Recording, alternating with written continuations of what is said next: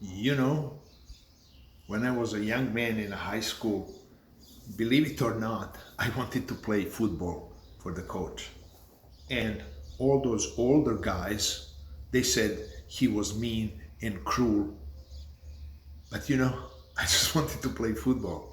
They said I was a little bit lightweight to play linebacker, so I'm playing right end because I just wanted to play football. Because someday, man, you gotta stand up straight unless you're gonna fall. Then you're gonna die. And the straightest dude I ever know was standing for me all the time. So I had to play football.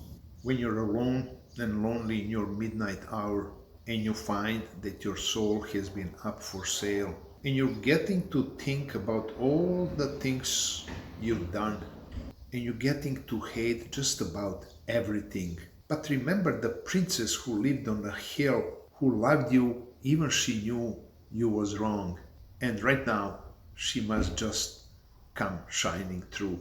And all of your two-bit friends have gone and ripped you off. They're talking behind your back saying, man, you're never gonna be a human being.